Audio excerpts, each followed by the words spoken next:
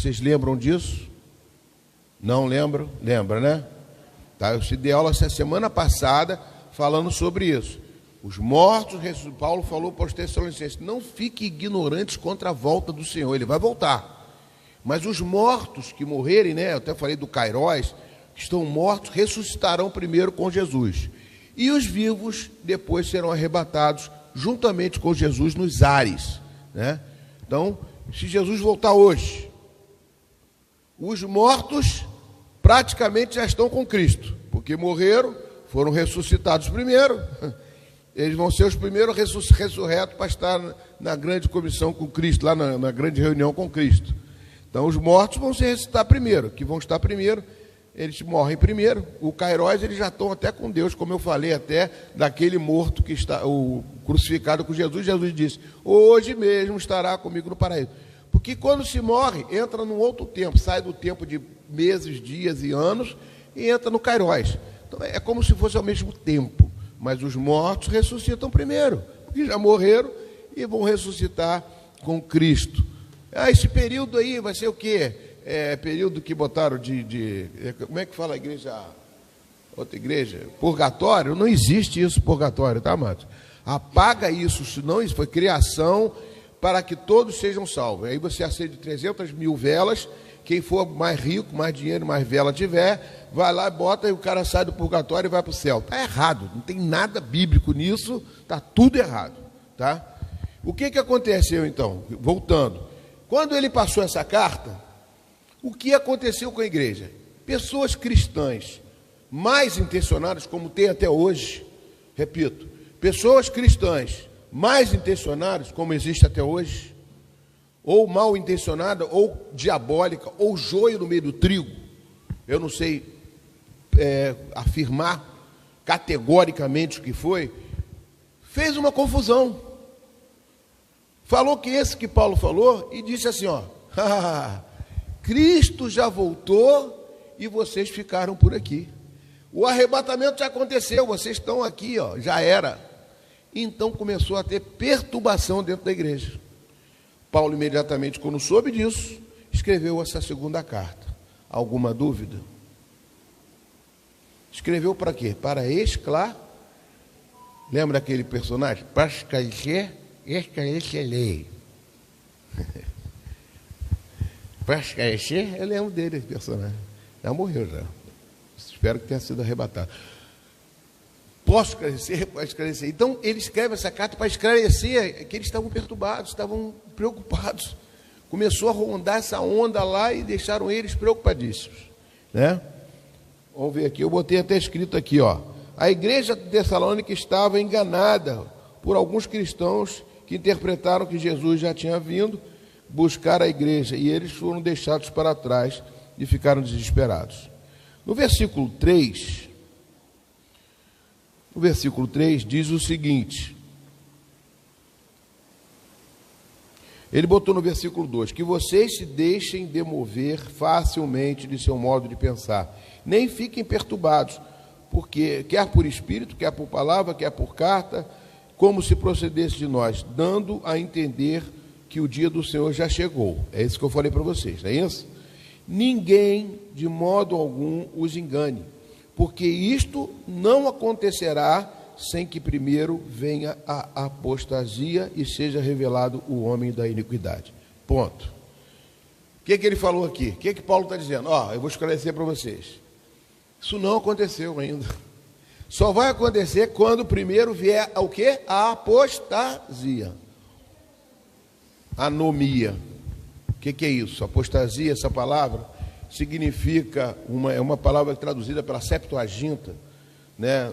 Os gregos que traduziram a Bíblia, eles trazem essa palavra como rebeldia contra Deus.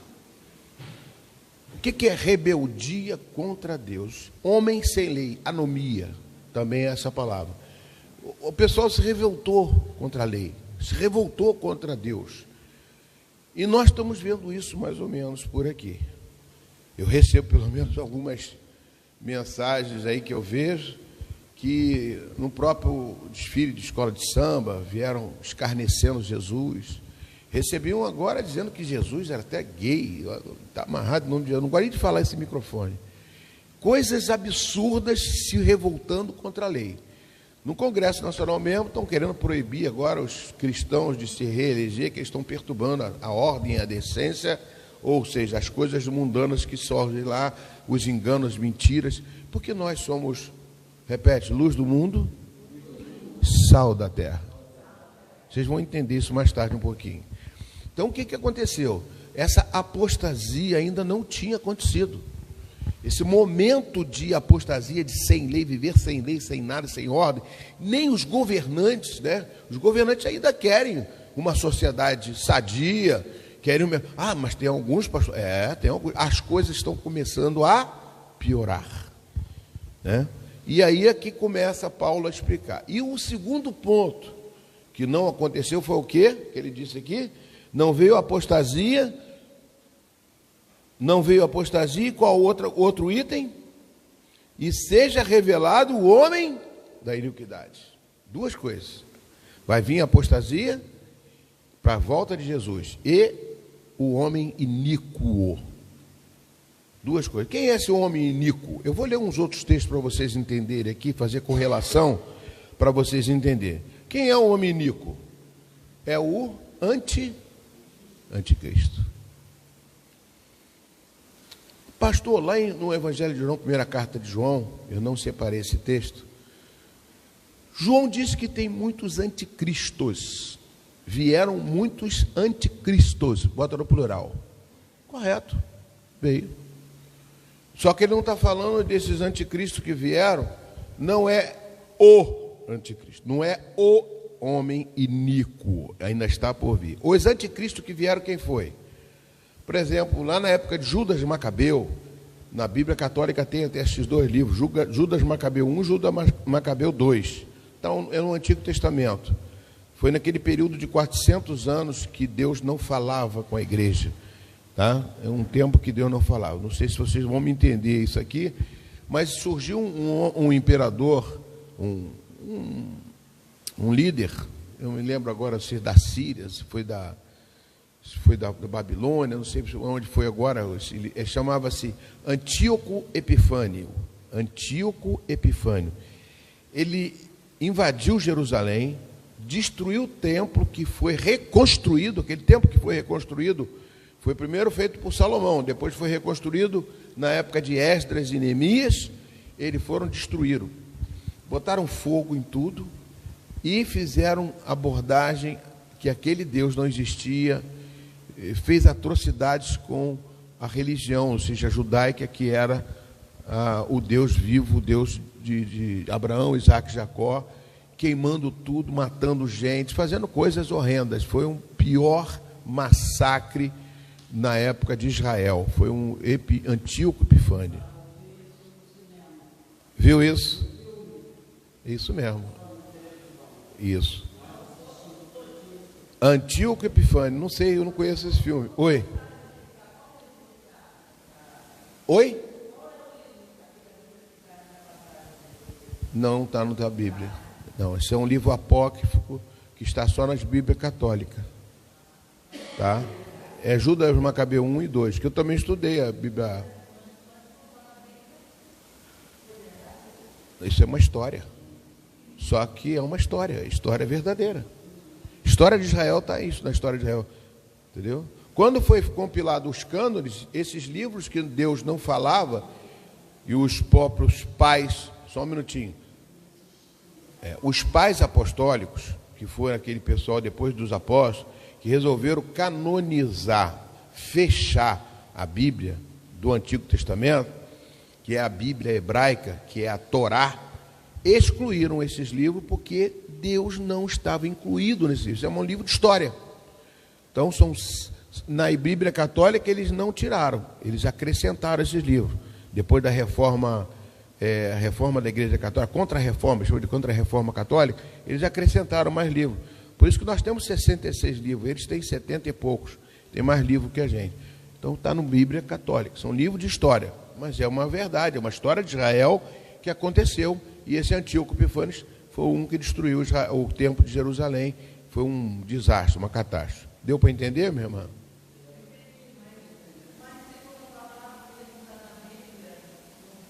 Então quem não quiser acreditar, não acredita. Eu estou contando a história de um livro apócrifo, é verdade. Mas isso é história real que todos comentam que é verdade, que está nos escritos antigos, dentro dos livros da Bíblia Católica vai estar, entendeu? Só que foi Martinho Lutero, na época de Martinho Lutero, não, foi na época da própria Bíblia hebraica, a Bíblia dos Hebreus, Torá, não está escrito esse livro, não tem esse livro. Não porque não é verdade, porque não tem Deus ali. Por que você vai pregar uma Bíblia que não fala de Deus? Ele só botar. Ainda tiveram dúvida de colocar o livro de Eclesiastes, de alguns livros, para poder canonizar. Então, é um livro da história de Israel. Israel considera um livro verdadeiro. Tá? Mas tudo bem. Se não considerar também, não tem muito a ver você se envolver com isso. Por isso que eu não gosto de passar muitas coisas de vinda de Jesus. Eu acho que a vinda de Jesus para mim tem que ser hoje. Eu penso como se fosse Jesus, como é que eu estou para Jesus voltar hoje. Porque eu não gosto muito de pegar essa parte de... Nem John Wesley, que era metodista, se aprofundou muito na volta de Jesus. Então, esses anticristos, o que é anticristo? São pessoas que criavam rebelião contra Deus. Quem foi o outro? Teve outros aí. Teve também em Roma, eu me esqueci agora, teve a história de São Bartolomeu, a história eu não lembro bem aqui agora, não catei isso para trazer todo esse conteúdo, não vai ficar muito longo. Por exemplo, Hitler foi considerado um anticristo. Vamos lá, um exemplo mais recente, né? Assim, Hitler. Por quê? Porque ele perseguiu os judeus e queria matar, queria acabar, ele se considerava Deus. Entendeu? É um anticristo. É um dos anticristos que o próprio primeira carta de João fala sobre os anticristos. Mas ele fala também do anticristo, o iníquo, esse que está por vir, que Paulo está falando aqui. Amém? Vamos aprofundar um pouquinho mais sobre isso, para vocês terem uma noção. Versículo 3, de modo nenhum os engane, porque isso não acontecerá sem primeiro que venha a apostasia e seja revelado o homem da iniquidade, o filho da perdição. O que eu botei aqui embaixo? Eu botei mais alguma coisa.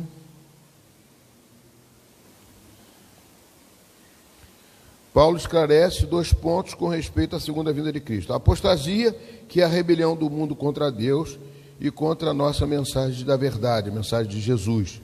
No grego clássico, como revolta política ou militar, que significa essa apostasia, que na Septuaginta usou esta palavra como rebeldia contra Deus. A apostasia pode se dar com o afastamento da verdade e a entrada da imoralidade. Agora, voltando à apostasia, eu fiz um relato, mas agora vou me aprofundar.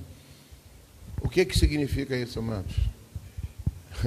É o desgaste emocional, físico, mental de todo o povo que está vivendo um período que podemos chamar de princípio das dores.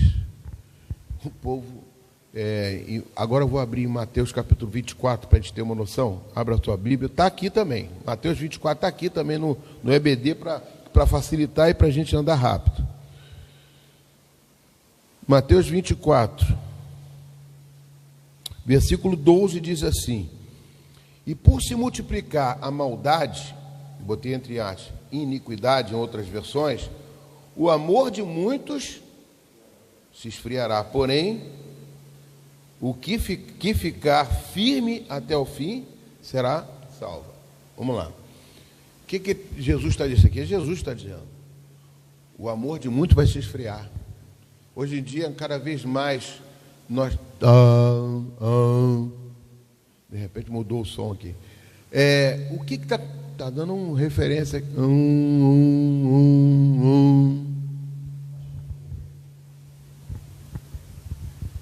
Olha só, amados.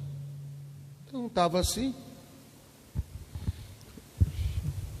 O que acontece? O amor se esfria como, amados? Por causa da desconfiança, aumentando a desconfiança entre o homem. O amor ao próximo começa a ter uma coisa muito difícil, porque, se você não estiver ouvindo, eu vou falar mais longe. Porque o amor se esfria, porque o desgaste emocional é muito grande. A gente não confia mais nas pessoas. O amor está se esfriando aos poucos, em virtude do pecado, das leis que surgem. de tantas atrocidades que têm acontecido no mundo, de tantas coisas, mãe matando filho, filho matando pai, herança, um mata o avô, mata não sei o quê, para poder ter a herança, pegar o dinheiro, aí descobre, não descobre, e as políticas estão egoísticas, cada um pensando em si próprio, e a própria separação do relacionamento humano, nós estamos nos relacionando de uma forma mais separatista. Eu falei até aqui numa vez, como era bom antigamente, a gente sentava na rua, conversava com as pessoas, o vizinho conversava com o outro, outro conversava, a gente tinha uma unidade. Hoje em dia está todo mundo com medo de sair na rua, é um assalto, é isso, é coisas, atrocidades. Isso está fazendo com que o amor de muitos venha a se esfriar. Aqui mesmo dentro da igreja, amados, a pessoa não está dando mais valor ao Evangelho como dava antes. Mesmo dizendo, mas a igreja cresceu muito, mas tem muita gente que está na superfície. Porque o Evangelho agora, a verdade, ela está sendo substituída por muitas coisas, infelizmente, por agrados pessoais. A verdade está sendo substituída por agrados pessoais. A pessoa vem para a igreja para ser abençoado. A pessoa vem à igreja para poder, se não der certo, a pessoa sai da igreja. Vai para outra igreja, vai buscar a bênção. A coisa ficou, a verdade de Deus, que é em Cristo Jesus, que está na cruz, está mudando. Então foram duas coisas que ele fala aqui, que o apóstolo Paulo fala, né? É sobre a verdade. Ele diz assim, ó, ninguém de modo, versículo 3, nenhum os engane, porque isso acontecerá sem primeiro venha a apostasia. 4. O qual se opõe e levanta contra tudo que se chama Deus, ou é objeto de culto, não, é lá embaixo. Eu vou falar aqui, ó, no versículo 12. A fim de serem condenados todos os que não creram na verdade, mas tiveram prazer na injustiça. Ou seja, a verdade de Deus, Jesus é o caminho, a verdade e a vida. As pessoas estão se colocando, não precisa se preocupar não, meu. Não. Hã? Tá. As coisas estão acontecendo e dentro da igreja, às vezes, a gente para chamar uma pessoa para Cristo tem que fazer, meu Deus, tem que ficar paparicando às vezes as pessoas até, meu Deus, Deus é Deus, eu não sou Deus, eu sou errado, eu sou caminho igual a vocês, mas as pessoas se pegam as coisas erradas, não se pegam a verdade. Eu estou aqui para poder tentar convencer as pessoas que Cristo é o caminho, só isso, e a pessoa aceitar Cristo e seguir o caminho de Cristo. Lógico que eu não tenho recursos como botar uma fumaça aqui, acender uma luz, fazer uma coisa, você vê cultos assim. Tudo bem, eu não estou tirando nem recriminando, tomara que venham para Jesus. Agora, quando entra para Jesus, tem que tomar uma posição. Não pode viver na superfície, tem que mergulhar. Amados, o mar é muito bonito. Você olha o mar ali, eu acho uma coisa linda, o mar, as montanhas. Agora, você já viu a profundeza do mar quando você mergulha nele? É muito mais bonito. Eu quero me aprofundar cada vez mais, eu quero me enraizar cada vez mais no Evangelho. Eu não quero servir a Deus como o próprio Jesus Cristo falou. Você é convertido, quem é a sua base? É a areia ou é a rocha? Né? Deus quer construir a nossa vida, a nossa casa na rocha. Porque vem as tempestades, vem os ventos, vem tudo isso, e eu vou estar firmado na rocha. Se eu construir minha base na areia, eu vou voar, não vou chegar a lugar nenhum. Vocês estão entendendo, amados? Tem que ser firmado na verdade, amados.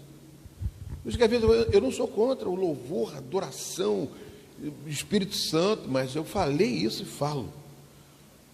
Né? Eu falei quinta-feira na minha mensagem de a mulher samaritana.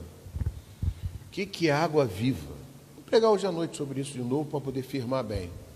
O que é água viva? A água viva parece que Jesus chegou perto da mulher samaritana, a primeira coisa que a mulher falou: você é judeu, vem falar comigo, que sou samaritano. Os judeus não são samaritanos, vem me pedir água. Quer dizer, ela foi confrontando Jesus Cristo. Já começou a se separar, mas Jesus chegou assim: se você me pedisse água, eu te daria água, você não precisava voltar mais aqui no poço para beber. Aí ela se interessou porque, poxa, nunca mais vou precisar, eu quero beber esta água. Quando ela falou, eu quero beber esta água, Jesus deu a verdade para ela. Qual foi a verdade? Que é a verdade, que é a água. O que foi a água viva? A água viva foi o quê? Bem disseste, né? Aí Jesus chegou para ela e falou: vai, eu vou te dar essa água viva. Chama teu marido e vem cá. Ela chegou e disse: eu não tenho marido. Bem disseste que você não tem marido, mas você já teve 5, e esse que tem não é teu marido. Meu Deus, aí é água viva. A água viva fere por dentro a pessoa, machuca para que você se cure. Isso é água viva. Não é a explosão de alegria, não é a festa, não é a coisa empolgante que toca na minha cara, não, fere por dentro. Quando me fere por dentro, eu faço, não, eu quero mudar de vida, eu quero mudar. Aí a mulher sentiu ali, aí começa o relacionamento dela, já começa, tu és o Cristo? Ele diz, eu sou o Cristo. Por quê? O diálogo mudou, por quê? Porque ela já se transformou pela água viva. Eu vejo que, não sei o que, mas me disseram que o Cristo vem lá do Monte Sinai, e você está dizendo que é aqui em Jerusalém. Aí começa um diálogo espiritual. Ela mudou, a água viva entrou.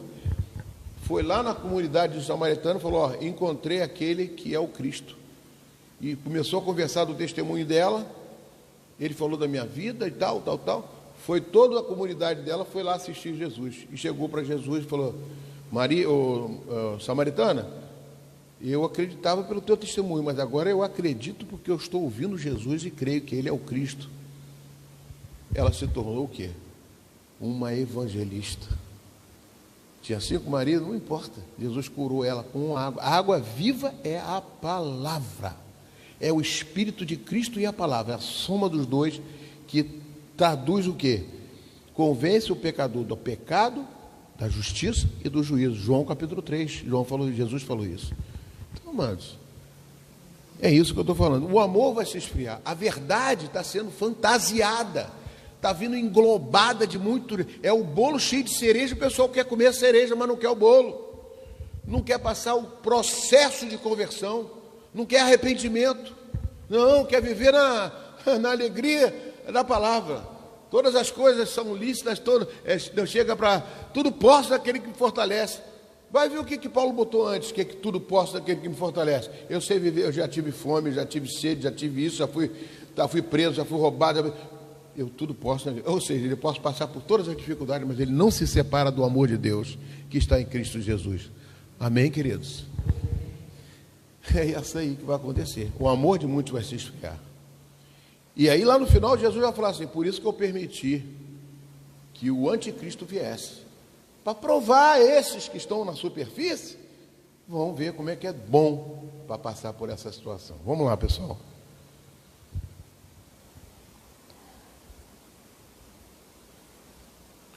Eu falei Mateus 24, né? 12. Vamos abrir em Mateus 24, Mateus 24 está lá embaixo, 24, de 9 a 28 agora.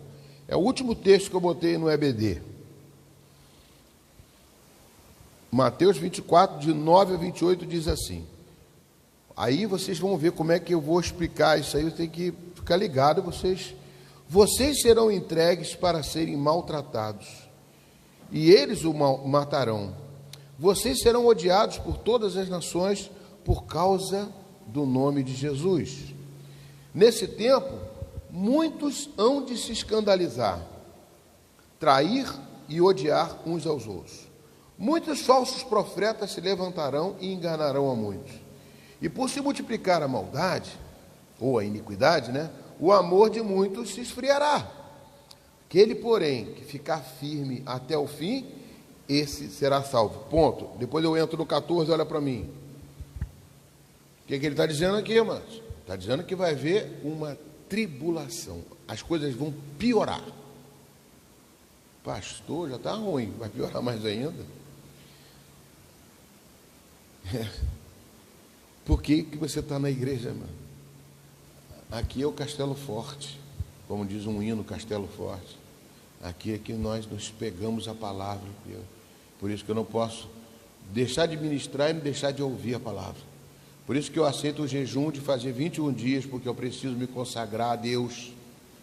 Eu preciso até o fim estar na presença do Senhor. Vocês estão entendendo, amados? Continuando aqui, amados. Versículo 14. E será pregado este evangelho do reino por todo o mundo, para testemunho de todas as nações. Parando de novo, então virá o fim. Ou seja, o evangelho vai ter que ser pregado a todo mundo. Amados, hoje em dia o evangelho chega a qualquer lugar. Por quê, pastor? Pela internet. Não tem como negar. Vai chegar a todo lugar, vai chegar a tudo. Deus já previu tudo isso, Deus sabia de tudo isso, amados. Vai acontecer isso mesmo, não tem como. Continuando. E virá o fim depois que ser pregado, né? Todo mundo vai saber, vai estar todo mundo aqui sabendo. Quando, pois, vocês virem situado o lugar santo, o abominável da desolação que falou o profeta Daniel, olha só, ele cita Daniel. Eu vou pegar o livro de Daniel, vou dar para vocês aqui uma explicação. Situado, o abominável da desolação que falou o profeta Daniel, quem lê entenda, né? 16. Então, os que estiverem na Judéia, fujam para os montes. Quem estiver no terraço, não desça para tirar da casa alguma coisa. E quem estiver no campo, não volte atrás para buscar sua capa. Aí, as que estiverem grávidas e das que amamentarem naqueles dias, orem para que a fuga de vocês não aconteça no inverno nem no sábado. Porque nesse tempo haverá grande tribulação, como nunca houve desde o princípio do mundo até agora, e nunca jamais haverá. Não tivessem aqueles dias sido abreviados, ninguém seria salvo. Mas por causa dos escolhidos, tais dias serão abreviados. Então, se alguém disser a vocês, olhem, aqui está o Cristo, ou ali está ele, não acreditem não, hein? Porque surgirão falsos cristos e falsos profetas, operando grandes sinais e prodígios, para enganar, se possível, os próprios eleitos. Eis que tenho predito isso a vocês. Portanto, se disserem a vocês, eis que ele está no deserto, não vão. Ou se disserem, eis que ele está no interior da casa, não acreditem, porque assim como o relâmpago sai do oriente e brilha no ocidente, assim será a vinda do Filho do Homem. Onde estiver o cadáver, aí se ajuntarão os abutres. Eu vou por parte agora para poder a gente entender algumas coisas, né? Vamos ler lá o nosso texto principal, que é 2 Tessalonicenses capítulo 2. Nós estamos no versículo 4. Poxa, mas ficou ruim esse eco. Não tinha. Tiago não tem não? Não mudou nada aí não? Está vendo um eco? Ou não? Está vindo aqui para mim um eco. Não sei, mexeu alguma coisa aí, mudou alguma coisa. Mas tudo bem, vamos lá. Se tiver saindo o som lá no microfone, no Facebook direitinho, depois eu vejo lá o que eu posso fazer. Vamos lá, pessoal.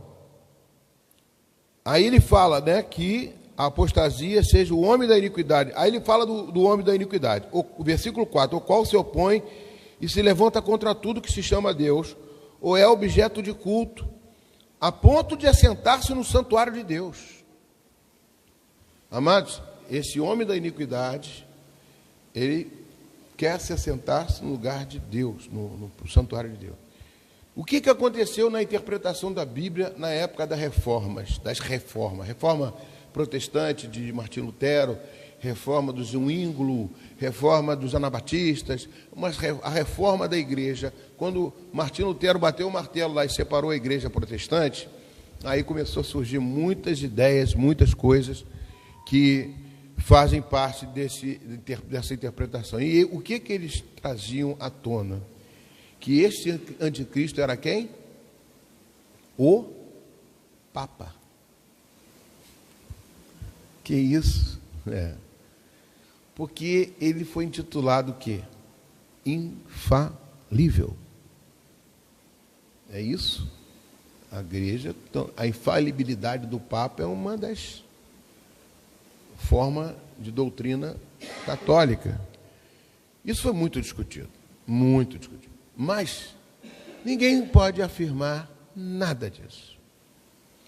Não sabemos se é um líder religioso, mas existe uma coisa: não é um sistema. Teve uma época que veio uma leva aqui de interpretações de nova era. como se fosse um sistema que vai eleger este homem da iniquidade. Oi? Já surgiu um monte? Várias pessoas, já surgiu vários. Isso é também, nós não cremos, porque aqui está claro dizendo que é um homem da terra, carnal, um homem que vai se levantar para ser este anticristo. E lógico, vocês vão ver, já leram alguma coisa aqui, já viram que esse anticristo será adorado, vai enganar muitos. Então é por isso que eu bato na tecla, como eu sou um ministro da palavra, para poder você se firmar cada vez mais na verdade de Deus. Ah, pastor, mas eu vou morrer antes. Não sei. Eu não estou aqui para saber. Né? Maria Helena tá a mais nova que está aqui, né? Maria Helena está fazendo ginástica, tudo deve durar uns 120 anos ainda. Eu não sei, amados, o dia de amanhã. Isso tudo está acontecendo. Vamos lá, pessoal. Ele diz que, aí eu quero falar sobre esse homem da iniquidade no capítulo 24, eu falei alguma coisa sobre isso. No capítulo 24, versículo de 9 a 28, diz no versículo 15: quando, pois, vocês virem situado o lugar santo, o abominável da desolação que falou o profeta Daniel, ou seja, o abominável. Então, os que tiver, aí ele começa a falar daqueles que vão estar ali, vão estar cá, mas o lugar santo, né? Quando, pois, virem situado no lugar santo, o abominável da desolação. Aqui é a mesma coisa que ele está dizendo lá em Tessalonicenses. Paulo está falando em Tessalonicenses, né? O filho da perdição, o qual se opõe e levanta contra tudo, se chama Deus, objeto de culto, e assentar-se no santuário de Deus, apresentando-se como se fosse o próprio Deus. Entendeu? Então ele vai, é a mesma coisa, 24 está lá, e também refere-se a Daniel. Não é? Vamos ler Daniel. Eu botei aqui também, acho que eu botei aqui o livro de Daniel. Apocalipse, Daniel capítulo 9, 26 e 27. Daniel é Antigo Testamento. Eu catei aqui para a gente poder fazer isso com uma forma mais fácil. Depois das 62 semanas, o ungido será morto e não terá nada. O povo de um príncipe que há de vir destruirá a cidade e o santuário. O seu fim virá como inundação. Até o fim haverá guerra, e desolações foram determinadas. Ele fará aliança com muitos por uma semana. Olha só, amados, vamos lá aqui. O ungido será morto. Quem é ungido? Jesus. Isso aqui, Daniel está falando isso em torno de 600 anos antes de Cristo. 500, 600 antes de Cristo. Ele está dizendo que ele teve uma revelação, teve uma visão, ele ficou 21 dias de jejum, que nós vamos fazer agora, ele fez 21 para pedir essa revelação. Deus deu essa revelação para ele, para Daniel. No final dos tempos será assim. Um ungido, ele não conhecia Jesus, Daniel. Ele será morto. Foi morto, Jesus. Veio a igreja. E aí, Satanás começa a trabalhar contra a igreja. E para quê? Para levar todo mundo para o inferno, porque ele já está condenado. Ele quer destruir a criação de Deus. E nós, como igreja, estamos destruindo a obra do diabo.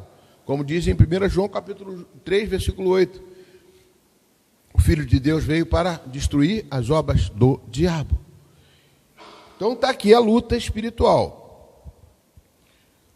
Aí ele bota, há de vir, destruirá a cidade e o santuário. Que santuário é esse? O templo de Jerusalém foi destruído. Amém? Depois de Jesus, o templo de Jerusalém não existe mais. Não existe mais, já foi destruído. Você vai lá na cidade de Jerusalém, você vê só o muro lá das lamentações, algumas coisas. Ele fará firme aliança com muitos, por uma semana. Na metade da semana, fará cessar o sacrifício e a oferta de cereais. Sobre a asa das abominações virá aquele que causa desolação, até que a destruição que está determinada será derramada sobre ele. Vamos lá, amados. Por uma semana ele vai fazer uma aliança. Essa semana, como Pedro diz, um dia representa 1000. Essa semana não é semana de dias, é semana de anos. Vocês vão entender por quê, que eu vou chegar lá depois. O que é semana de anos? São 7 anos. Repete comigo, 7 anos. 7 dias. Uma semana são 7 dias, são 7 anos. Quando que é a metade dessa semana? 3 anos e meio. Nós vamos ver. 3 anos e meio. Quando chegar a 3 anos e meio, esse homem da iniquidade vai se manifestar. E por 3 anos e meio, vai ficar ele aqui na terra, fustigando e causando destruição na terra. Agora, eu creio que nós, os cristos que andamos na verdade, vamos ser arrebatados antes. Não vamos passar por isso. Mas vai ter gente que está na superfície que vai ficar aqui. E que vai ser colocado o quê? A marca da besta, 666. Eu vou explicar para vocês daqui a pouquinho aqui. Roberto está ali assim. Marca da besta, que é a marca de Satanás para dizer, ó, se você não tiver essa marca da besta, você não come nada, não compra nada, não faz nada.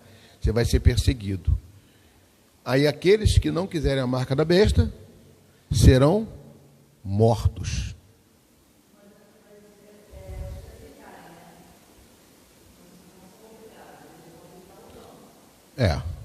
Vão aceitar. Os que aceitarem marcar a besta não vai morrer, vai ficar aqui, vai ficar reinando com Satanás aqui durante 3 anos e meio.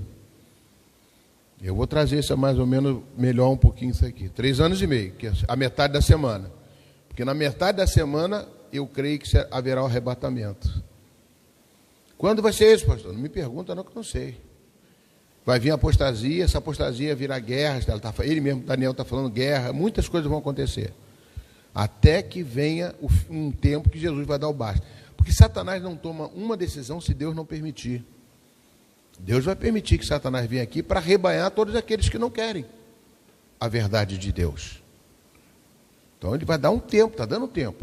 Esse tempo, como está em Lucas capítulo 24, é o tempo da conversão dos gentios. Porque primeiro era o judeu. Jesus veio abrir o leque para nós, os gentios que não somos judeus, se converter. Porque Abraão não veio abençoar só a família de Abraão, abençoar todas as famílias da terra. Entendeu? Aí vai vir a desolação nesses 3 anos e meio, que eu creio assim. Pastor, tem outras? Tem gente que diz que os crentes vão ficar aqui na época da tribulação. Eu não creio e nem quero estar. Quero ser arrebatado. Entendeu? Então vamos lá ver que eu vou explicar mais algumas coisas para vocês.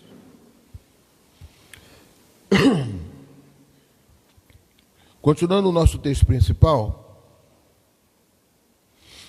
ele diz assim, no versículo 4, que nós terminamos, versículo 5. Vocês não lembram que eu costumava lhes dizer estas coisas quando ainda estava com vocês? E agora vocês sabem o que o detém para que ele seja revelado a seu tempo. Olha para mim. Alguma coisa detém para que esse homem da iniquidade não se manifeste. O que é que se detém? Eu creio que é a igreja. É o Espírito Santo de Deus. Enquanto o Espírito Santo estiver na terra, esse iníquo não vai se manifestar. Pastor, o Espírito Santo vai arrebatar todo o povo de Deus no metade da semana, 3 anos e meio. E aí vão ficar aqueles que não têm o Espírito Santo. O Espírito Santo não vai ter mais.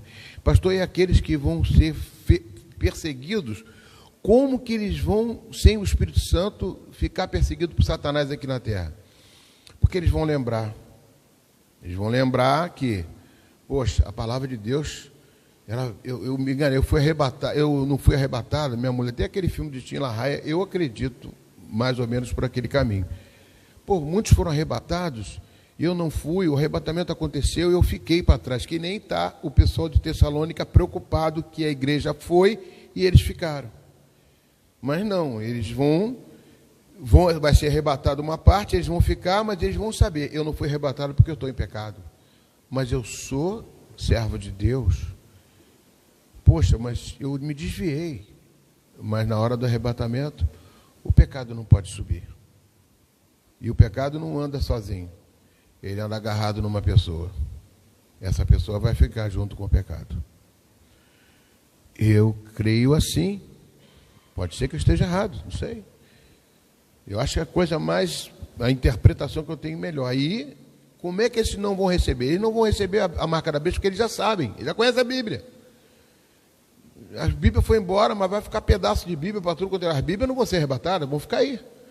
Eles vão ter que assumir uma posição de não aceitar a marca da besta, porque eles já conhecem. Se eu for marcado, eu prefiro morrer, que aí vai haver, em Apocalipse capítulo 12, se não me engano, eu não vou demorar muito aqui, vai ter a grande comissão. Todos aqueles que vieram da grande tribulação vão se juntar aos remidos que foram arrebatados.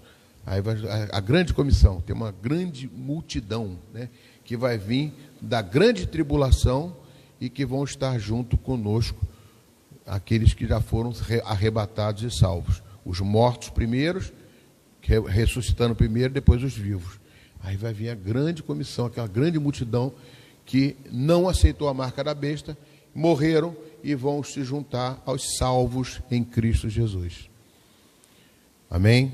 Depois eu vou passar esses versículos, eu não consegui assimilar tudo isso. O livro que eu me baseio, os livros que eu me baseio, não estavam com eles. Eu estava mas eu já tenho tudo isso arquivado, já dei uma aula sobre isso aqui. E, inclusive, sobre os 1.260 dias que eu vou falar aqui para vocês. Vamos lá. Vocês vão fazer a conta de 1.260 dias e vão comparar com algumas outras partes da Bíblia. Continuando aqui, amados. E agora vocês sabem que o detém, para que ele seja revelado ao seu tempo. Porque o mistério da iniquidade já opera, e aguarda somente que seja afastado aquele que agora o detém. Como eu te falei, é o Espírito Santo. Então será revelado o iníquo, a quem o Senhor Jesus matará com o sopro de sua boca e destruirá pela manifestação de sua vinda.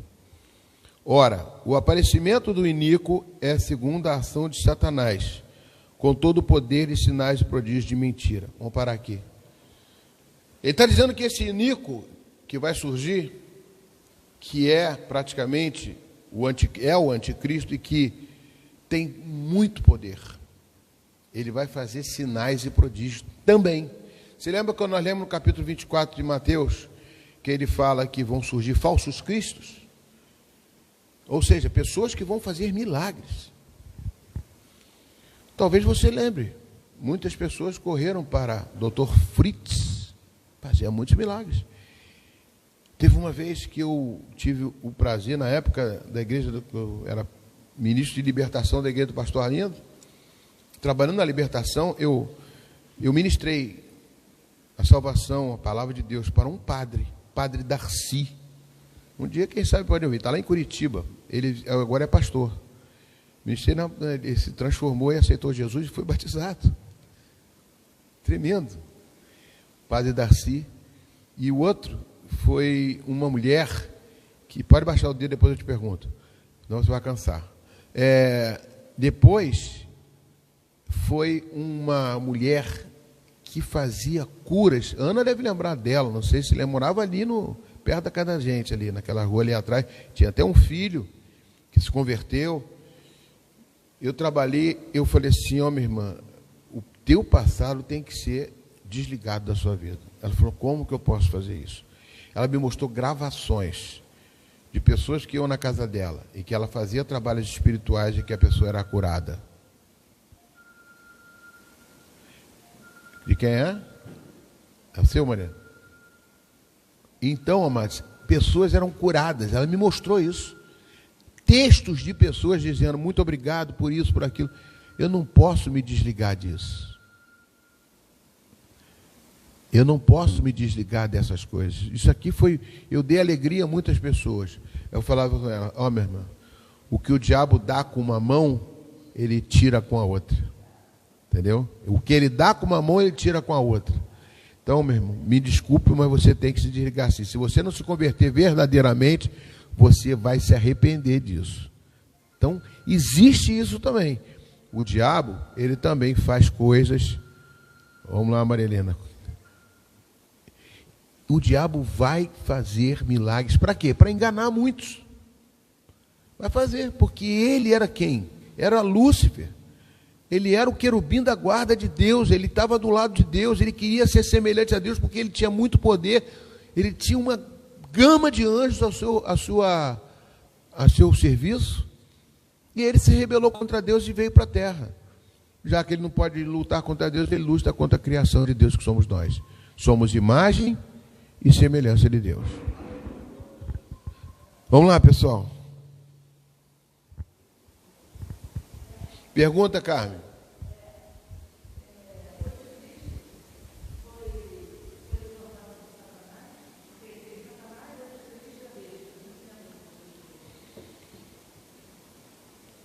Besta. Besta é um animal. É um animal que surgiu do mar. É uma entidade. Tá? Vamos lá. O Satanás é Lúcifer. É o anjo.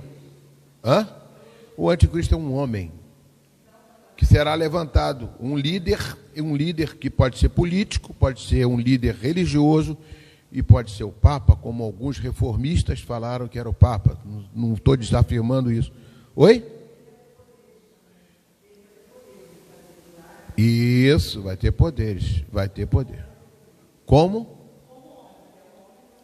Isso. Como nós aqui às vezes fazemos curas, milagres através de Jesus, ele vai fazer através de Satanás. Tá bom? Vamos lá, pessoal.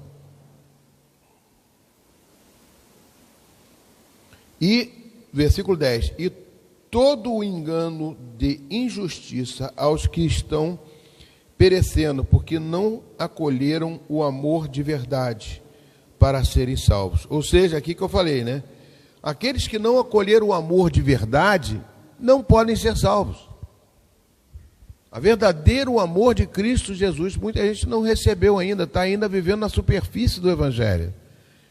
Nós temos que amar a Deus sobre todas as coisas, com toda a nossa alma, com todo o nosso entendimento, e amar o nosso próximo como a ti mesmo. São duas verdades que Jesus Cristo colocou isso. Chegou um homem para Jesus e falou assim, Jesus, eu obedeço o Evangelho, eu sei e faço isso. Aí Jesus chegou para ele e falou assim, então faz o seguinte, vende tudo que você tem e me segue. Ele tinha muito dinheiro, muitos bens, está na Bíblia, tá? Eu não lembro o texto aqui agora, e ele falou assim, ele ficou triste e largou Jesus. Ele deu preferência aos bens que ele tinha, ele não queria largar e vender tudo que tinha. Jesus não falou isso para vender tudo que tinha, assim, numa forma de literal talvez, mas de uma forma de ele deixar as coisas dele e seguir a Jesus. O maior amor é o amor de Deus. E muita gente tem confundido isso. Eu tenho preocupado com isso até para mim mesmo. Eu quero me preocupar mais com Jesus Cristo, com o amor de Deus na minha vida, do que qualquer outra coisa. Não posso abandonar meu irmão de jeito nenhum. Eu tenho que suportar. Como suporte eu sou. Suporte significa essa cadeira que está sentada em vocês. Suportando. Muitas vezes que eu não quero ouvir, que eu não quero dar vontade de falar, muitas coisas que eu ouço. Pensa que eu estou de brincadeira às vezes aqui. Pensa que eu estou aqui fazendo o papel de querer fazer a minha vontade. Eu não quero fazer a vontade de Deus. Posso errar muito, mas eu estou aqui para fazer a vontade de Deus e Deus sabe disso. Então é uma coisa que a gente tem que falar em vontade de Deus.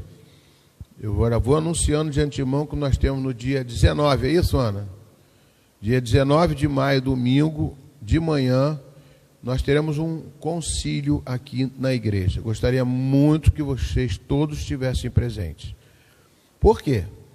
Porque nós vamos eleger... Levanta a mão, fala. Concílio? Concílio é uma reunião de todos os membros da igreja para votar num delegado, que não é delegado de polícia, mas é um representante da igreja, para estar nesta reunião regional, onde o bispo vai presidir uma reunião sobre todos os assuntos da igreja, que nós vamos estar lá votando, eu, pastor, e um delegado, um representante da igreja votando. Pastor, isso é legal a beça? Não, é chato demais. Você já foi, Rosilene, algum? Não, né? Já foi algum concílio lá regional? É uma reunião, ninguém quer ficar nas reuniões, às vezes, aí fica falando, agora eu vou falar da escola, agora eu vou falar das missões, agora eu vou falar de não sei o quê, agora é muita coisa. E todas as reuniões eu tenho que participar, e o delegado também tem que participar. Às vezes a pessoa levanta, eu quero ir, pastor, eu quero ir lá conhecer a escola e tal. Pode ir. Agora, de repente, você tem que ter tempo para poder estar lá todos esses dias, é quinta-feira, sexta, sábado, domingo. Todos esses dias vão ter que estar lá, né, vai ficar hospedado lá, tudo bem, a igreja vai pagar a hospedagem de você, que não é barata, o pastor vai cobrar de você estar presente nas reuniões, porque tem lista de presença, e também nas reuniões distritais, que estarão sendo pré-concílio. Então, eu já estou anunciando isso para dizer, porque as pessoas falam, quero ir, e depois não corresponde àquilo que é necessário, entendeu? Então, nós temos aqui a igreja, a liderança colocou um nome, o nome da minha esposa, né? Votou no nome da minha esposa como representante, mas, lógico, aqui na hora do concílio eu vou falar, quem quer indicar outro nome? Aí vai vir as indicações. Já vou botar aquele ali que... Tem alguns que já declinou na própria liderança, elas já declinaram. O Valmir declinou, Eduardo declinou, que não queriam fazer parte desse representante. Então, mas vou deixar votar e vou perguntar quem vai declinar e quem quer ficar, e vou explicar isso que eu estou explicando para você, né? Depois, em setembro, nós teremos o que aqui? Avaliação pastoral. Não é para tirar o pastor daqui não, tá? E nem para colocar outro pastor. Avaliação pastoral é para você avaliar o relatório que eu vou fazer e que a liderança vai aprovar. Se você achar, pastor, podia incluir aí uma coisa... Aí inclui. Pastor, podia fazer isso, aquilo. Faz. Podia, eu vou ver se vai caber, né? Aconteceu que o Ministério do Louvor trabalhou bem. Você não botou aí, eu boto lá. O Ministério não sei o quê também fez muitas coisas. Eu vou botar lá no relatório. O Ministério do cara não fez nada. Aí eu tenho que, não fez nada, está dizendo que fez isso. Então, isso é um relatório. O que vai ser votado aqui é o relatório, não é a saída de pastor. Quem tira o pastor é o bispo que nomeia na igreja metodista. Então, nós temos essa reunião em setembro, que deve ser setembro ou outubro, antes do concílio regional, que lá será feita a nomeação pastoral, que o pastor Luiz pode não ser mais pastor aqui, né? Pode me pegar e botar em outro lugar. Amém? Desculpe essa colocação, que tem pouca gente, mas... é importante vocês saberem disso. Porque fizeram uma confusão da outra vez. Voltando aqui, amados. Eu estou no versículo 9. O aparecimento do iníquo é a segunda ação de Satanás, com todo o poder de sinais e prodígios. Versículo 10. E todo o engano de injustiça aos que estão perecendo, porque não acolheram o amor da verdade para serem salvos. Já falei sobre isso.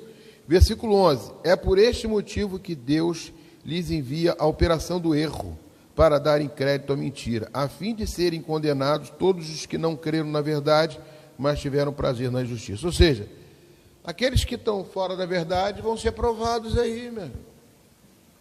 Deus sabe todas as coisas. Eu tenho um filmezinho aqui, tem vários vídeos aqui, quem quiser ver DVD, tem DVD ali. Um filme que a produção é péssima, mas que fala sobre esse julgamento final. O nome do livro é esse mesmo, o julgamento final. O que acontece? A pessoa vai ser julgada. Aí passa um filme da pessoa, legal.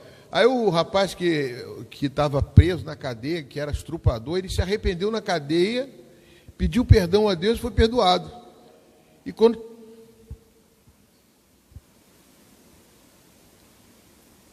quando chegou na hora do julgamento, esse homem foi solto. Deus falou assim, não, você vai para o céu, você se arrependeu. Aparece o filme dele se arrependendo, chorando na cadeia. Fez um monte de pecado aqui, mas igual o ladrão na cruz. Aí tinha um jovem que estava na igreja, estava todos os eventos da igreja, tudo bacana ali. Aí, de repente, o diabo chegou, esse aí é meu.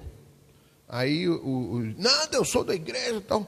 Aí, passa o filme dele. Ele estava na igreja, assim, namorando uma garota, depois paquerava outra, só via para paquerar na igreja. E na hora de aceitar Jesus, de ser batizado, foi batizado tudo errado, tudo errado. E, Satanás, você não vai levar ele agora não, mas ele está todo errado. Esse aí vai para o inferno. É um filme simplesinho. Aí aparece o que ganhou o Prêmio Nobel da Paz, que fazia discurso maravilhoso e tal. Aí, mas que besteira é essa? Que julgamento é esse? Cadê o juiz? Cadê não sei o que? Começou a falar um monte de coisa. Aí o diabo, você é meu. Puxava ele. Não, mas não sou não. Aí passava um filme dele. Quando ele chegava em casa, batia na mulher. O Prêmio Nobel batia na mulher, fazia um monte de coisa errada. Também estava condenado. É um filme assim, simplesinho, mas é que esclarece muito bem. Então, esse aqui que Jesus está falando é justamente isso. Eu pego lá atrás, não lembro não. Está lá atrás, depois eu pego. O Tiago pega para você, Tiago é muito bom nisso. Cadê ele? Oi, Tiago. Sabe onde está os filmes lá, não sabe? Não tem, ninguém tem mais DVD, né? Tem que ver no YouTube. Tem que ver o nome do filme. Tem que ver o nome do filme, deve estar no YouTube. É esse mesmo. Como é que você sabe? Vai passar aqui agora? Vai passar aqui agora não, né? O julgamento final, acho que é isso mesmo. Como é que você descobriu? Você sabia? Você já foi no julgamento? Oi? Conselheira. Pensei que você já foi no julgamento lá. Vamos lá, pessoal. Então, eu vou parar aqui no versículo 12 e vou terminar. Falei que ia terminar 10h30 por causa do Dia das Mães. Todo mundo vai fazer churrasco em casa. Eu vou para a casa do Tiago, lá comer o churrasco na casa do Tiago. Depois eu vou para... eu vou ler alguns versículos que eu deixei para vocês aqui. Primeiro tem 1 Timóteo capítulo 4, versículo 1 a 2. Ora, o Espírito afirma expressamente que nos últimos tempos alguns apostatarão da fé, por obedecerem espíritos enganadores e ensinam demônios, e pela hipocrisia dos que falam mentiras e que têm consciência cauterizada. Ou seja, no finais dos tempos, não é isso? Nos últimos tempos, o que é apostatar? Duvidar. Vão duvidar da fé, vão ficar na dúvida. Não vão estar em cima do Monte Sião, vão estar ali, um pezinho aqui, um pezinho lá, e aí, meu amigo, adeus. Outros, a manifestação do Cristo presente na terra, né, que eu falei, desgaste da fé, a pressão do pecado, negando a verdade. Aí botei aqui Apocalipse capítulo 13, versículo de 1 a 10. Vamos ler isso aqui. Vi emergir do mar uma besta. Opa, a besta aí, a besta. Por isso você perguntou da besta, né? Tem um carro chamado besta, cuidado, hein? Best A melhor. É em inglês, best A. A melhor, o melhor. Que tinha 10 chifres e 7 cabeças. É isso que você às vezes vê espiritualmente como demônio. E sobre os chifres 10 diademas. E sobre as cabeças nomes de blasfêmia. A besta que vira era semelhante ao leopardo, com pés como de urso e boca como o leão de Judá. Opa, como, mas não era, tá?